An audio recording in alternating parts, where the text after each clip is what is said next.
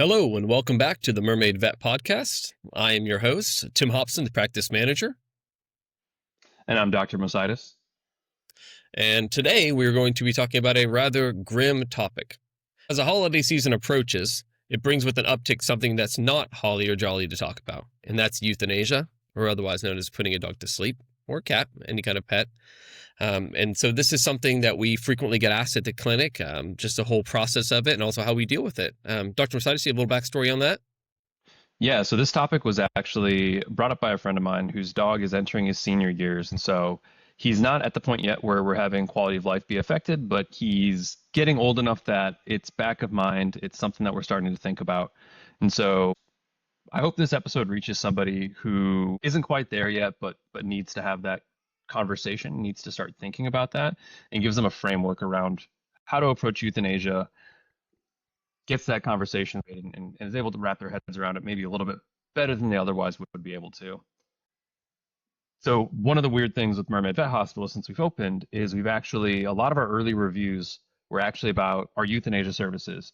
And that always struck us as a little bit strange, where it's, well, I guess I'm glad that you had as good of an experience as you could have had, but it was sort of a weird thing to be, good at euthanasia. Euthanasia is a situation where you definitely can't make the situation any better, but you can absolutely make it worse. Oh, now you have my interest. Tell me more. Well, no matter what, euthanasia is going to be the worst day of pet ownership for most people. So nothing that I can do or say, nothing's going to fix that. Nothing's going to take away that pain that they're feeling in that moment, and nothing's going to change that sadness that they feel. That being said, there are some things that go into having, what would be a good euthanasia, or one where you're not making the situation worse. First one there is preparation, I think. So that might start the day of the appointment, when they're there for the euthanasia. That might start months ahead of time. And so back to my friend, right? Sometimes it starts with just creating a framework around which to approach your pet's senior years. One of the biggest things that I'll recommend to clients, especially when we start to see illness that may not be going away, so degenerative illness, something that's going to be longer term, or age-related illness, is I like to tell them to make a list of all the things that make your dog, or your cat, your cat. And it can be the big things, it can be the little things, it can be the really unique things, which I think is a great one. So when the doorbell rings, do they get up and do they run to the doorbell to answer it? Do they hate that cat next door? Do they always play with a particular toy? Or like my Great Dane always likes to wear a sweater. Oh, really? Yeah, I don't know what the deal is, but the good news is we're the same size, so we can share shirts. Oh, there you go.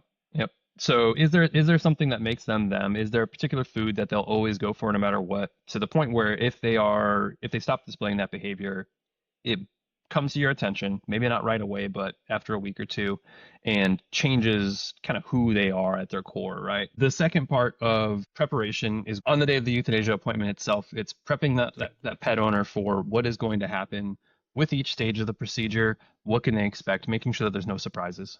So the second is providing the right environment.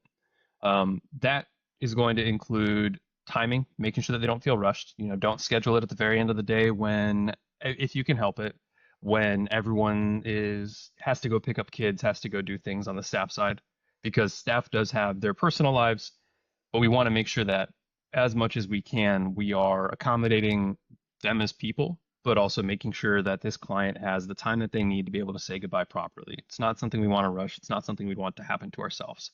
The second one is the environment of the clinic itself. So noises, movement, all of those things. Is it a comfortable room? Is the lighting good? Are there noises coming from the other areas of the hospital? So sometimes we can't control that because there's only so much we have to work with having an older facility.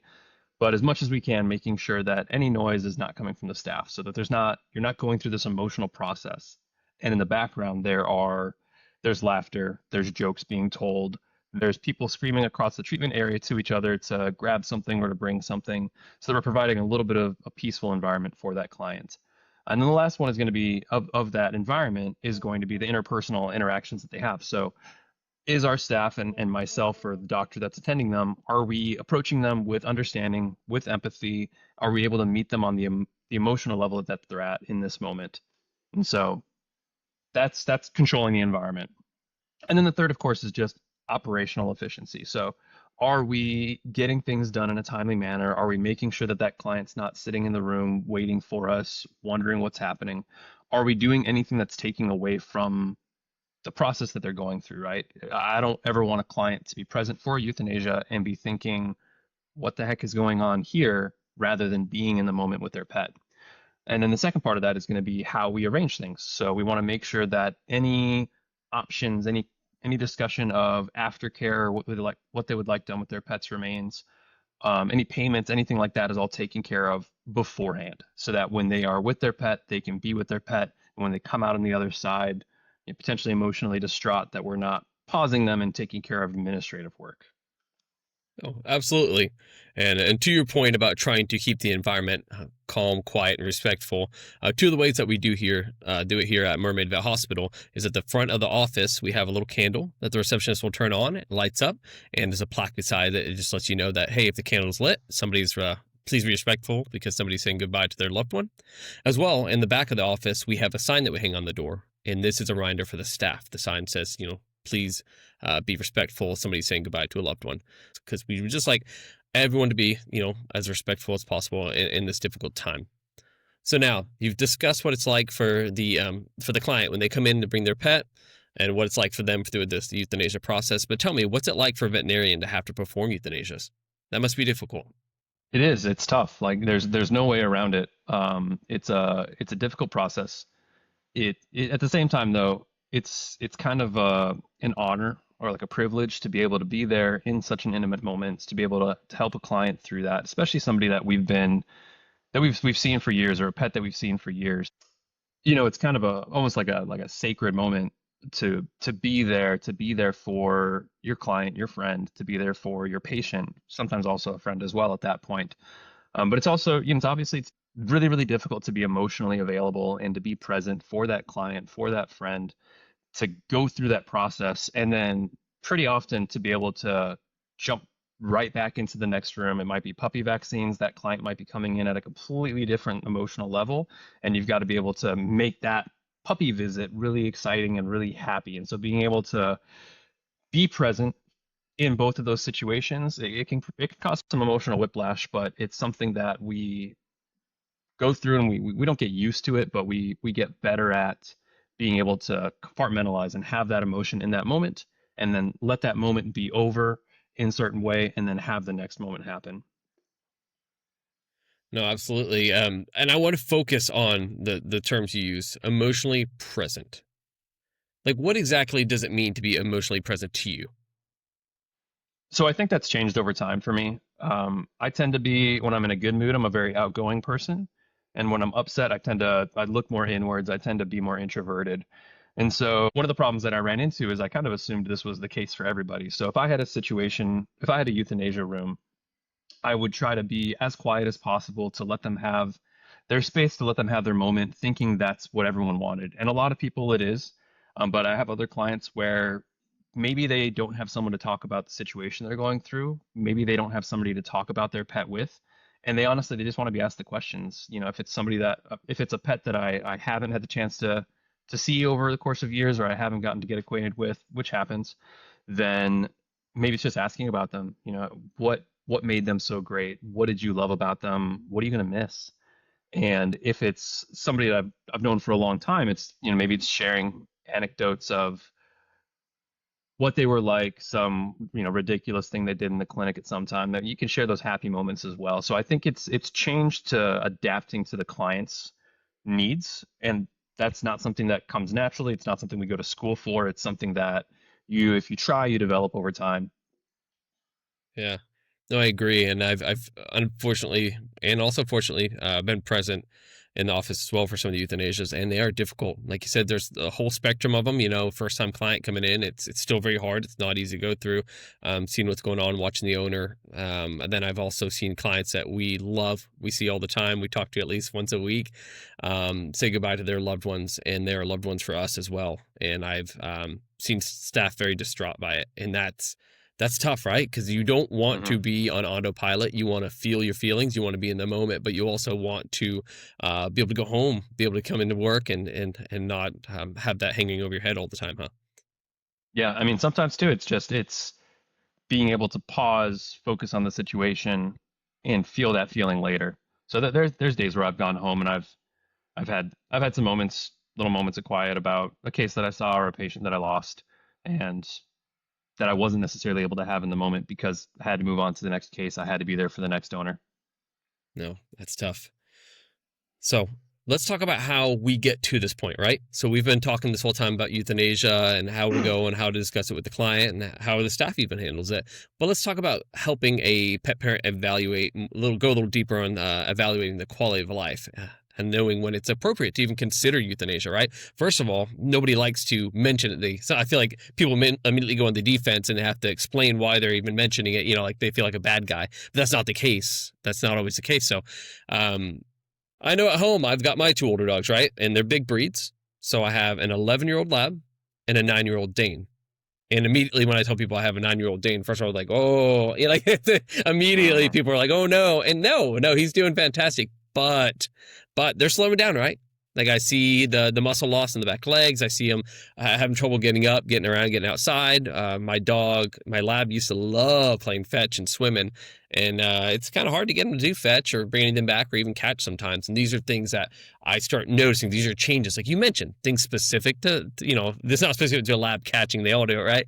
But it's what he does. That's who he Yeah. is. And I see these things happening, and this is kind of what I'm watching. And for me, I'm also trying to not just think about some of the things he's not doing as much, but also just a decrease, right, in the quality of his life. Is he hurting? Is he happy? Is he still enjoying these kind of things? But so I think I'm personally also, I think, kind of walking the waters and trying to look into when it's time. What do you think? Where should my head be at in this space? Yeah, this is the part that I really hope reaches the pet owners that need to hear it and need to start preparing themselves as their pets are getting older. Mine at home are 7, 8, and 9 right now. And so as much as I hate to admit it, I made a little video about teeth and I had Stormy on there and she's 8 years old right now. And I could see she's got changes. She's got the old dog muzzle now. She's got the old dog eyes, right? And those are age related changes. So that's not necessarily affecting her quality of life. One of the things that's important to differentiate is going to be how do we determine what's an age related change, what's something that's normal versus what's a decrease in quality of life, right? So I've gotten older, I go out, I party less. Most people wouldn't consider that a decrease in quality of life, but it's certainly it's an age related change, right? I'm not as interested in some of the activities I used to be. I certainly can't do some of the activities that I used to.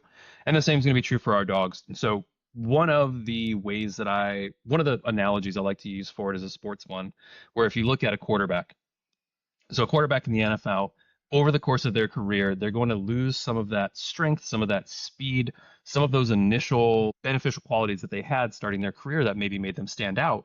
But what they're getting in its place is they're getting experience, right? So over the course of a quarterback's career, you'll see them change their play style. Now that's an age-related change, not a decrease in quality of life. Beyond that, once they're out of the NFL, they might be still playing football just at a lower competitive level. Just because you can't play in the NFL anymore doesn't mean that you have a decreased quality of life, but it's definitely an age related change. What the difference would be in this analogy would be taking someone like an NFL quarterback and taking that ability to play it all away from them. So going from having something that your life is really revolved around and you're no longer able to do that. On a veterinary note, there are surgeons that I've met, that I've worked with, that I've known, who have developed tremors in their hands as they've gotten older, who have lost their eyesight over time to the point where they're no longer able to do surgery. So it's something like that, right? It's a difference of the thing that made you you, the thing you were passionate about, you're no longer able to do. And so I feel like we're starting to shift away from the quality of life and into more of a maybe when it's time, right? That's kind of the direction we're headed right now. So is there like a defining moment when you know when it's time? Like what should pet owners be watching for their sign?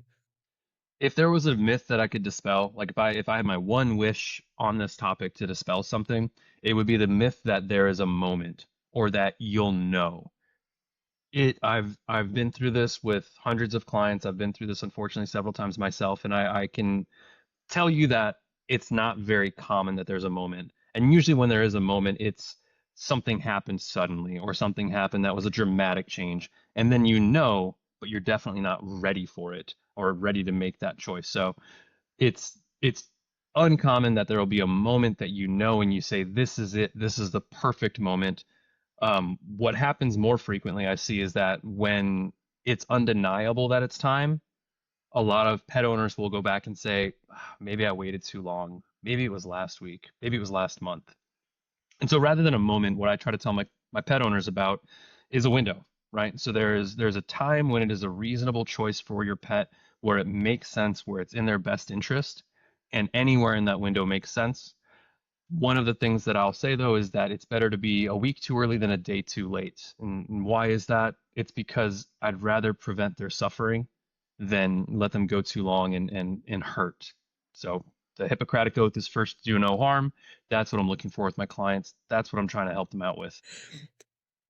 All right, so you're saying it's not a moment, it's more of a window. Well, how do I know when I'm in that window?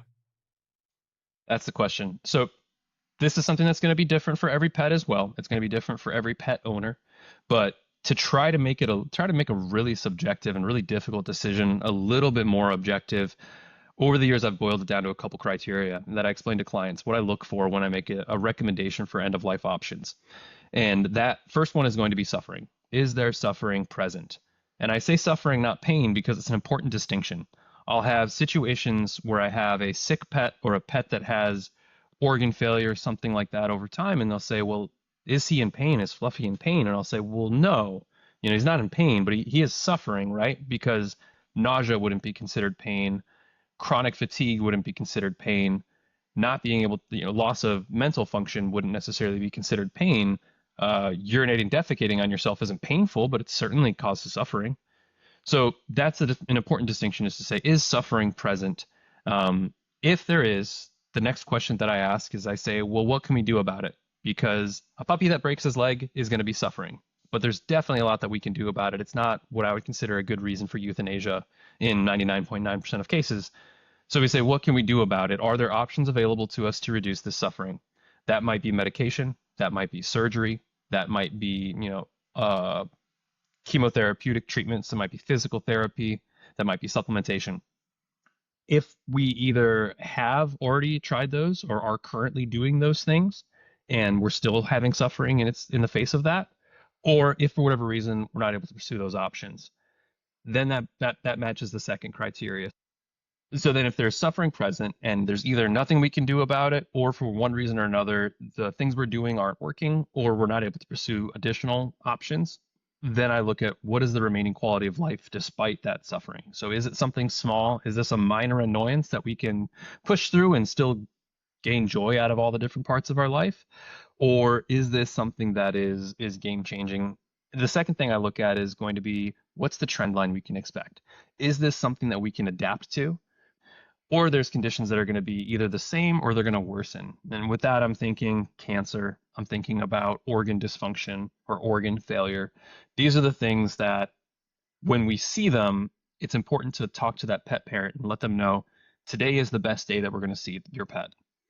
On average, there might be ups and downs, but over time, it's going to get worse. And so if they already have a poor quality of life, waiting longer isn't going to fix that. It's just going to lead to a worse quality of life and more suffering for them. And so where is that balance that we say enough is too much and let's help get them some peace? So brings us to the decision making, right? So the way I approach end of life conversations is when we start to see changes that are less age related, more quality of life. When I start to see a new degenerative disease develop or start to progress to a point where it's causing quality of life issues, I bring up that idea of quality of life. I have that conversation with the client to start keeping track of things their pet enjoys, to start keeping track of what makes them themselves. And if they don't see that behavior for a week, we make a check mark next to it. If we don't see it for 2 weeks, we cross it out. And that helps. Again, it's not going to make it easier, but it helps provide a little more certainty in the decision of saying, well, Fluffy used to do all 50 things that I listed, and we're down to two. And that also helps us get away from an idea of, well, he's still eating though, right? Because we don't want to wait until a pet is suffering so much that the alternative of starving themselves is preferable. So that's typically how we start to approach it. It doesn't make it easier, but it helps us to be more prepared. Yeah. So now we're talking about shifting away from just kind of watching and seeing what's next to deciding it's time, right? So now when it comes to making this decision, some people, I say a lot of people come in and they're like, I'm not sure. I'm not sure. How does that answer sit with you? Right? They're coming in for the euthanasia, and like, I'm not sure. Maybe let's do this. How do you feel about that? That's actually one of the biggest things that we have conversations about in these appointments. And a lot of times a euthanasia room will start off as a consult for quality of life because something is telling that pet parent something's not right, but they're not necessarily confident in the decision. They need somebody with an outside perspective to be a little bit more objective to let them know, is what they're seeing real or are they overreacting? And I've seen both sides of it, but a lot of the time it's they know their pet best and they sense something's wrong, and what they need is someone to help give them clarity. So confidence in the decision is something that it's still a painful process. It still hurts. You're still losing a loved one, but I think it helps to know that you're making the right choice for them, that you're not being selfish somehow. You mentioned that clients are often afraid to bring it up, and I think that's what's behind that, is that they don't feel confident. And there are even times where I've had conversations with clients where they're telling me in every way, but to say it, that it's time. I'm like, well, what you're describing to me is a poor quality of life. And so I can't tell a client or a pet parent what's going on at home because I don't see it, but Yeah. I can do the objective side of it, the medical side of it, and say, well, I feel pain and or I detect pain in these areas. I feel popping and cracking in the joints. I found this on blood work, and I help to hold a mirror up to that situation and help them to see a little bit more clarity. The second reason, or the second way I think confidence is difficult to come by, is when a pet parent knows the situation but isn't necessarily, has a little bit of dissonance or has a little bit of difficulty reconciling what that means. So they know that their pet is suffering, they know that it's time, but they're not comfortable making that decision. And I think that's a completely fair feeling to have, right? We don't make decisions like this in our regular lives. We don't hold that choice over of life or death over something. And so it's not something that comes naturally, nor should it.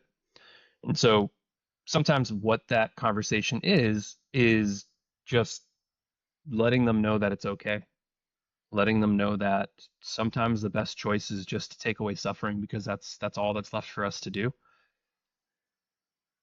Yeah.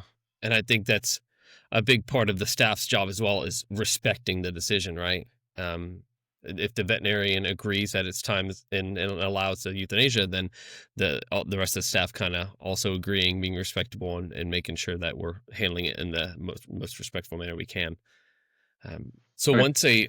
once an owner decides that they want to euthanize, what should they expect? You talk mildly about the catheter and about the remains afterwards, but could you give us just like a kind of a brief play-by-play the owner should expect from the time they arrive to the time they leave, as well as any follow-up afterwards? So every clinic does it differently. Even every doctor does their euthanasia approach a little bit differently. There's not necessarily one correct approach. I've heard compelling reasons for different ways of performing sedation, of giving sedation by muscle versus putting the catheter in first. So I'll go through my way. Know that if your vet doesn't do it this way, it doesn't mean it's the wrong way to do it. And if you disagree with it, that's perfectly fine. But this is one of the ways. This is the way that I've found to be the most comfortable with, and I've had good success with. So how I approach it is, we have the conversation. We make sure this is something the client is prepared and ready to do, because sometimes that appointment starts with that being what we're coming in for, and we know for sure, and we just want to proceed. Sometimes there's more of a conversation to be had beforehand, though. So we have that conversation, and then what I will do is I'll bring the pet to the back briefly. We'll get an IV catheter placed. We'll flush it, make sure that it's open, that it's flowing, that we can get the medications on board, and then we bring the pet back into the room to spend as much time with the owner as they would like. We let the owner know that, and then when they're ready, they knock on the door, they ring a doorbell, and I'll go in with my sedation. I'll go in with the euthanasia solution. And so the way that it works is that we'll get everybody comfortable in the room. I'll let them know the process if I haven't already. It's usually something we cover pretty early in the appointment. And I'll walk them through the different injections that I have so they know what's happening. And if they glance up, they can know where we're at in the process without having to ask. I'll let them know, we have a flush, we have our sedation. Usually, what I'll use is propofol, and so it's one that we give slowly IV over time, and it causes them to pass out. It's one of the things that we use for anesthesia as well. It's how we induce regular surgeries, and so I let them know once that medication is on board, their pet is at a surgical level of anesthesia, so they're not feeling anything. And a lot of times, if I have a client that doesn't want to be present for the euthanasia itself, I'll encourage them to be present at least for the sedation, so that they can see their pet fall asleep. They can have that closure, and that they can step away and not see the rest of it. And then I let them know that we have the euthanasia solution. The euthanasia solution that's most commonly used is something called pentobarbital, and so it's a barbiturate. It's a medication that basically relaxes the muscle to the point that the heart stops. And so there's no pain necessarily involved with it, but there are side effects that we can see when a pet passes. That includes reflex tremors. If so, where there's after they pass away, there's still electrical activity left in the body, and there's still signals that sometimes get sent out, and that can cause muscles to tremor. That can cause, if that muscle's the diaphragm, reflex breaths, or they call them agonal breaths. And so I let them know that once their pet passes, we may still see movement, but that movement is not an indication of life. It doesn't mean that their pet is still there or still suffering in some way. And then I also let them know, we can sometimes see urination, we can sometimes see defecation, we can sometimes hear vocalization. And so all of those things, just to make sure that they're prepared, that there's not a surprise, that there's not something that makes them panic unexpectedly. And then if they'd like to, they can spend more time with their pet. And what I'll let them know is that when they leave, we'll keep an eye out for them, and someone will step in immediately so that they know that their pet's not going to be left alone, that they'll be cared for, that they'll be tended to immediately. And then we get a lot of clients that would prefer to bring the remains home, right? And they have a burial site where they have other family members and family pets. But we also have some that do recommend that would like to do the cremation. So we here at Mermaid Vet, we have cremation services where a company will come pick up the remains, and when they bring back the ashes, it'll be a nice urn. We'll have hair clippings, maybe paw prints. There's a lot of different features and options you can do there. Just mementos. You'll always have your memories, but it's also nice to have a little keepsake, maybe with a nice urn with some ashes in it as well. So I know that this was a very heavy topic. This is a really difficult time, right? The vets, the techs, they all feel it, but you know who feels it the most is a client. This is their family member that they had to that decide to let go of. And so we here at Mermaid Vet just try to be very compassionate and respectful of the wishes of the owner. Dr. Mosites, before we end, do you have any closing thoughts?